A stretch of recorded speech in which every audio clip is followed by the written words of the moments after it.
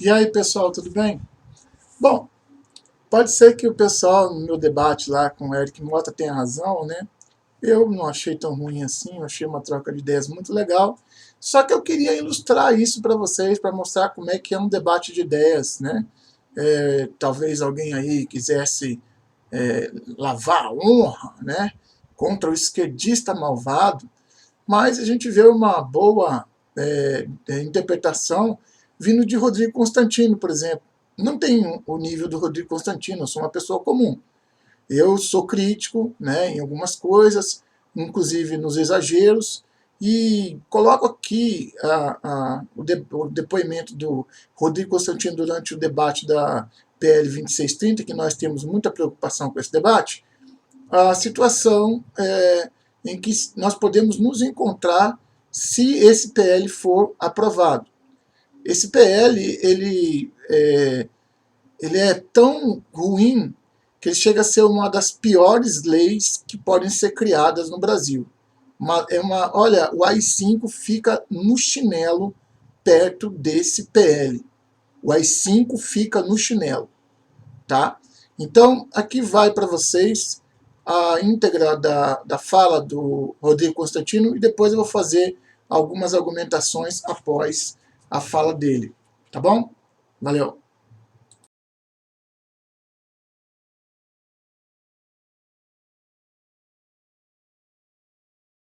Né, que o deputado Orlando Silva me convidou ontem, mais em cima da hora, mas eu vou tentar aqui dar a minha singela contribuição para esse assunto. Eu sou um crítico, um dissidente aqui, porque eu sou um crítico duro desse projeto, que eu reputo como um risco enorme para a censura em nosso país. Né? Eu começo perguntando o básico. Nós estamos falando aqui de desinformação, de fake news, e de discurso de ódio, são os dois pilares. Né? O que é fake news? Né? E mais importante ainda, quem define?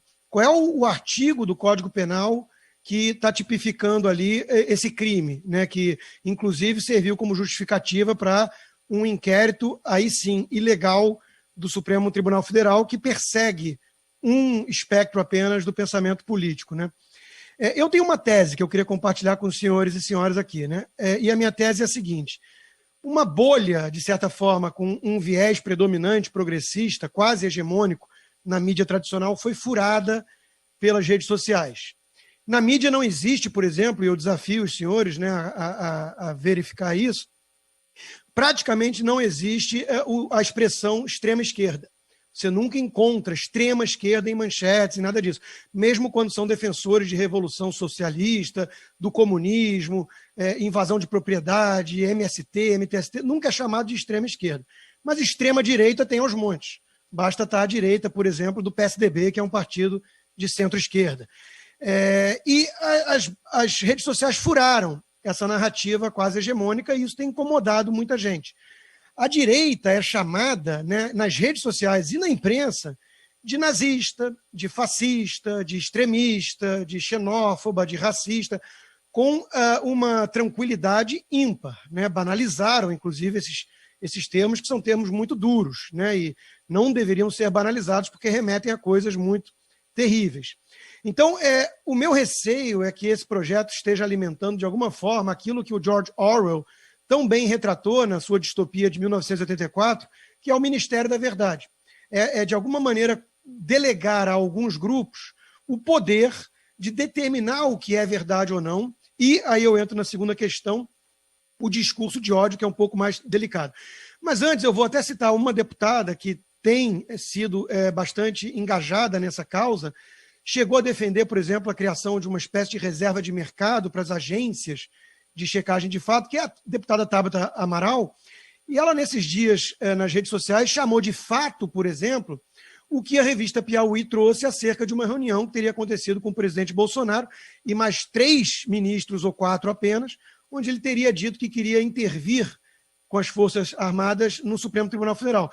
Se tem uma coisa que não é fato, é isso. Né? Isso é um relato com base em fontes, alguns poderiam até chamar de fofoca, enfim, mas fato não é. Fato carece de comprovação e tudo mais. Então, veja que a deputada que está por trás disso trata como fato algo que não é exatamente fato. Agora, sobre o discurso de ódio, né, eu vejo com mais preocupação ainda, para ser sincero. E eu sou muito solidário à causa que o Lautenberg trouxe, por exemplo, dos judeus, que eu tenho muita simpatia pela história do povo judeu, pelo país, né, Israel. Mas veja, o ódio é uma coisa muitas vezes subjetiva. Nós estamos vivendo numa época onde tudo virou ofensa. Nós temos hoje em dia microagressões, lugares seguros em universidades que deveriam ser ambientes de debates calorosos. Vários têm escrito sobre isso, da esquerda à direita, condenando esse clima de asfixia do debate, né? Nós temos trigger warnings, que são gatilhos de alerta. As pessoas hoje em dia estão muito sensíveis, tanto que nós chamamos de flocos de neve, né, essas gerações. Existe toda uma linha que tem nas redes sociais hoje em dia amplo destaque, chamado ódio do bem. O que é o ódio do bem? É justamente aquele ódio que não é tão punido e condenado porque está do lado certo do espectro político, né? Eu dou um exemplo. O Hélio Schwartzman, colunista respeitado da Folha de São Paulo, que é o jornal de maior circulação do país, estampou nas capas do jornal outro dia um artigo em que ele desejava a morte do presidente da República, eleito com quase 58 milhões de votos na nossa democracia. E isso tudo bem. Nós tivemos uma atriz que gravou um vídeo também desejando esfregar o rosto do presidente num asfalto quente. E isso também passa batido. Não é punido, não é suspensa a conta, porque é o ódio do bem, é o ódio do lado certo, que fala em nome das minorias contra a tal extrema-direita, nazista, fascista, aí vem os rótulos banais e muitas vezes insignificantes e injustos. O próprio presidente Bolsonaro é chamado, de forma muito também livre, de genocida, né, de sociopata e por aí vai. Bom, eu sou alvo de muitos discursos de ódio, de muitos ataques, e de todos os lados, desde a esquerda até mesmo a turma de direita, né, passando por gente de centro. E eu percebo que isso é uma coisa que está presente em todos os espectros. Não tem um monopólio aqui, as pessoas falam muito da direita, mas os ataques chulos vêm de todos os lados. Mas para aquilo que configura esse crime, calúnia, difamação, né, injúria, já existe a lei. Então nós não precisamos de mais aparatos regulatórios e crimes para ir contra fake news ou discurso de ódio, se já existe isso. Outra coisa que eu percebo muito, e já falei en passant, é o duplo padrão. Teve um experimento que foi feito há um tempo atrás no Facebook, que 2 páginas foram criadas simultaneamente, uma para atacar Israel e a outra para atacar Hamas, né? E elas foram escalonando, as 2 páginas, a intensidade de ataque na mesma medida. Bom, para surpresa de ninguém, a página que atacava Israel continuou no ar, enquanto que a página que criticava e atacava Hamas foi imediatamente suspensa. Existe um duplo padrão, existe uma perseguição. Islamofobia, por exemplo, é um termo muito usado para blindar de qualquer crítica a religião islâmica, enquanto que todo tipo de crítica, por mais ácida e pesada que seja contra o cristianismo, é sempre liberado. Então existe um duplo padrão, porque falam de maioria, né? Aquela história toda. É como se houvesse um denominador comum. O homem branco, cristão, heterossexual, ocidental, ele pode ser atacado do que você quiser, demonizado, porque ele é o ícone do patriarcado opressor, sendo que a civilização ocidental é a mais livre de todas, a que tem as mais salvaguardas, as mais firmes proteções às minorias, e por aí vai, né? Sem dúvida não é na África ou nos países islâmicos onde as minorias gays e negras possuem mais proteções. É nos Estados Unidos e na Europa. Outra preocupação que eu tenho é esse ambiente de ditadura velada do politicamente correto. E do que nós vamos estar empoderando essas redes sociais de censurar. Eu dou um exemplo. O presidente americano, Trump, né, o presidente da nação mais poderosa do mundo, teve um tweet suspenso, onde tudo que ele dizia ali é que no meio dessas movimentações de baderna, de anomia, né, que vinham se espalhando pelo país, ele ia aplicar a lei. Ele estaria disposto a usar a força para fazer valer a lei. Ora, nos Estados Unidos chama-se enforce the law. É o uso da força, é o monopólio de coerção do Estado. Tudo que ele está falando eu vou fazer valer a lei. E ele teve um tweet suspenso por conta disso, que foi configurado como discurso de ódio ou de agressão, né? Vai entender um critério estranho desses. Outro exemplo que eu dou é que o Ben Shapiro, que é um pensador de direita, né, conservador, moderado, mas chamado de extrema-direita, e impedido muitas vezes de palestrar em universidades pela turma que se diz antifascista e adota os métodos fascistas, mascarados, com arma branca. O Ben Shapiro foi, num levantamento, o alvo de maiores ataques antissemitas do país. Mas por ele ser de direita, isso passa. Enquanto que democratas como Ilhan Omar e companhia vivem fazendo ataques e declarações antissemitas, e tudo bem, porque elas são do lado certo da política e da ideologia. Né? O PSOL, no Brasil, já teve deputado, vereador, queimando bandeira de Israel. E isso tudo bem também, porque está sob o pretexto de que é um combate ao antisionismo e não o antissemitismo. Os Sleeping Giants, que é um grupo atrelado a pessoas de extrema esquerda, né? Ele persegue pessoas de direita. Ele conseguiu, por exemplo, desmonetizar vários canais nos Estados Unidos e no Brasil vai na mesma linha, e agora conseguiu que o PayPal suspendesse a conta do pensador Olavo de Carvalho. Quer dizer, está inviabilizando o sustento de alguém que, se cometeu crimes, que vá pelo caminho do processo legal, devido processo legal, mas isso é uma perseguição ideológica, isso é uma censura de pensamento, polícia do pensamento, né? Está evidente. Eu quero fechar com algumas citações importantes e eu vou voltar no tempo. Eu quero ir lá atrás no poeta John Milton, autor do Paraíso Perdido. Antes dele, mais longe ainda, Eurípides, né, que dizia que a verdadeira liberdade ocorre quando os homens nascidos livres, precisando dirigir-se ao público, podem falar livremente. E é isso que está ameaçado hoje. Em Aeropagítica, que é o livro conhecido do John Milton contra a censura, inclusive atacando duramente a Igreja Católica e a Inquisição, na época que tinha ali o índice de livros proibidos, né, dizia: todo homem maduro pode e deve exercer seu próprio critério. Ele diz ainda: o conhecimento não pode corromper, nem por conseguinte, os livros, se a vontade e a consciência não se corromperem. Nós temos que dar algum crédito aos indivíduos, tratá-los como adultos maduros, responsáveis, não como mentecaptos ou crianças indefesas que precisam da tutela estatal ou de ONGs ou de grupos que falam em nome das minorias.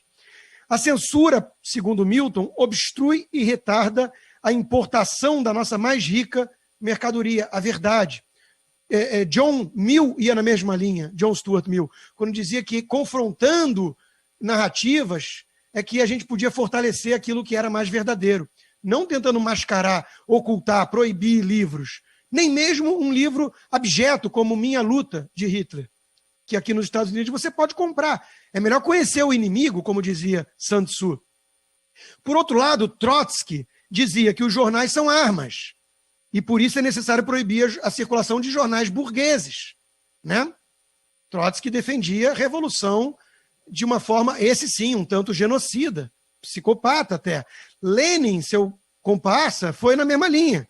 Dizia: por que deveríamos aceitar a liberdade de expressão e de imprensa? Por que deveria um governo que está fazendo o que acredita certo permitir que o critiquem? Isso é mentalidade autoritária e totalitária. Ele não aceitaria oposição de armas letais, mas ideias são mais fatais do que armas. Isso é Lenin, que mandou executar a família Romanov, inclusive crianças. Veja, nós tivemos uma jornalista da Folha de São Paulo outro dia indo na mesmíssima linha, comparando fake news com armas.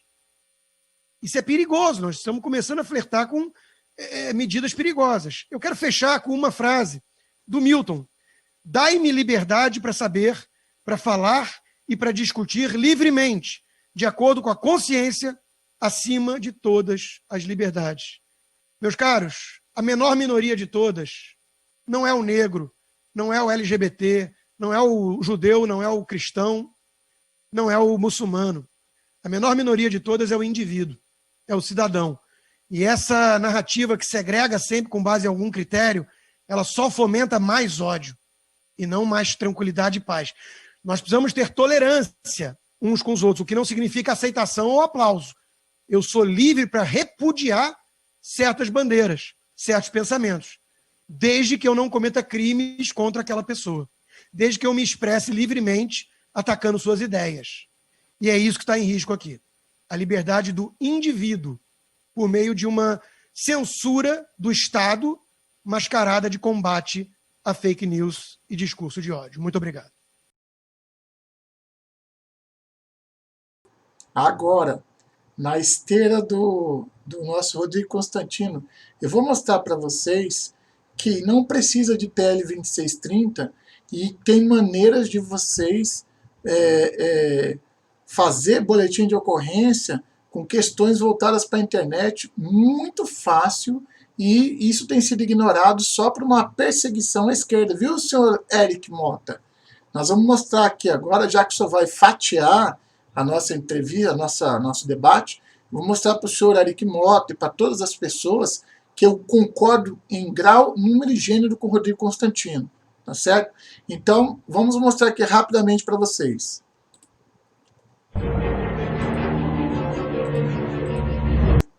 Tá aqui, ó, calúnia, injúria e difamação, tá? A SaferNet só pode encaminhar autoridades competentes denúncias de crimes de direitos humanos, cuja ação penal seja pública, incondicionada, à representação.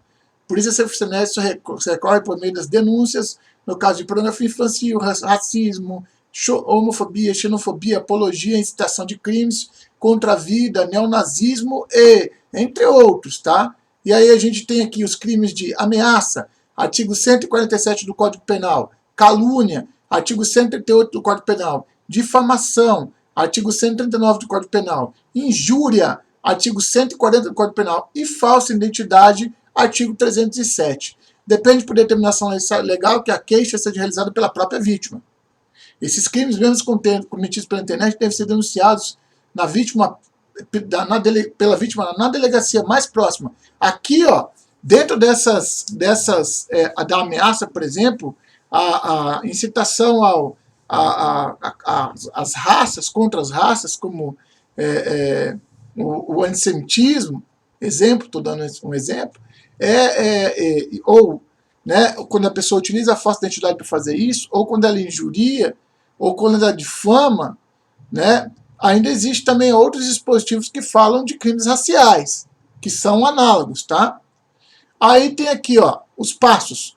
Imprima e preserva todas as provas. Tá? Procure a delegacia de polícia. Solicite o conteúdo, solicite a remoção do conteúdo ilegal ofensivo. Não previamente, mas sim. Aí aqui tem um modelo de carta, eu vou passar esse site para vocês. Entenda a diferença dos crimes de internet. Ameaça. Eu fui várias vezes ameaçado pelo senhor Esda Prado. Ameaçar alguém por palavra, escrito, gesto ou qualquer meio simbólico para causar mal, injusto e grave. Pena, detenção de 1 a 6 meses de multa. Eu não quis colocar esse camarada na justiça. Calúnia, quando alguém mente sobre você, imputando falsamente ato definido. O Rodrigo Constantino falou da deputada lá que falou que o presidente ia tomar o Congresso pelas armas. Isso aí é calúnia. Está aqui, artigo 138 do Código Penal. Difamação. Artigo 139 do Código Penal. Difamar alguém, imputando fato ofensivo ou sua reportação. Viu, senhor Eric Mota? Por isso o Supremo Tribunal Federal não precisa do famigerado processo do fim do mundo. Porque é assim como ele chama. Porque aquilo ali é pura censura prévia. Injúria. Artigo 140. Pela detenção a 1 ano e 6 meses. O juiz pode aplicar a pena quando ofendido de forma reprovável prejudicou diretamente a injúria, no caso de retorção imediata, que consiste em outra injúria, se a injúria consiste em violência ou via de fato. Inclusive, eu já fui chamado às vias de fato pelo Esda Prado. Eu sei que eu não queria fazer isso porque eu não quero machucar ninguém, entendeu? Mas, coitado, né? Por sua natureza, pelo meio empregado, se considera avaliantes. Pena, detenção de 3 meses a 1 ano, multa. Isso aqui acaba tudo em bolsa, em audiência de custódia, mas é verdade. Se a injúria consiste na utilização de elementos referentes à raça, cor, etnia, religião, origem ou condição de pessoa idosa ou portador de deficiência, redação 10.741 de 2003. Pena de reclusão de 3 anos e multa. E falsa identidade. Atribuir-se ou atribuir a terceiro falsa identidade para obter vantagem, proveito próprio ou alheio, ou para causar dano em outro, pena de detenção de 3 meses a 1 ano. Aqui, senhores, eu vou deixar, senhores e senhoras, né, essa página voltada, que é a SaferNet, voltada para essas prevenções. Mas como nós podemos observar, tá? Desde da questão onde o Rodrigo Constantino foi ouvido, mas é só para dizer que foi ouvido, o PL 2630, ele vai ser coercitivo dependendo de quem tiver nessa comissão que vai decidir. Vai ser uma comissão da super verdade, não vai ser nem da verdade. Portanto, esse fato é um fato perigoso. Esse PL não pode ser aprovado. Se esse PL for aprovado, independente de esquerda ou direita no poder, qualquer um grupo que esteja lá vai poder anular o outro. E isso não é aquilo que eu defendo. Se é de esquerda, defenda a esquerda. Você é de direita, defenda a direita. Se é de centro, defende centro. Mas você tem que ter o direito de defender. E não ninguém pode, vamos dizer assim, previamente abafar a sua voz. Por isso, viu, senhor Eric Mota, e mais outros casos que acontecem no Brasil, eu digo sim que o Supremo Tribunal persegue os bolsonaristas. Como eu sabia que não ia ter tempo para a gente falar de tudo, e como eu sei que o senhor vai fazer uma série falando sobre isso aí, o debate continua da maneira mais cortês possível, mas mostrando que existe legislação farta para resolver problemas que hoje estão querendo ser resolvidos de uma maneira autoritária, sem uma questão jurídica e sim com uma questão ideológica. Era isso aí sobre o PL 2630, sobre a manifestação de Rodrigo Constantino, e vamos em frente, minha gente, porque não podemos dar mole para os inimigos da liberdade. Inimigos da liberdade. Um grande abraço, até mais.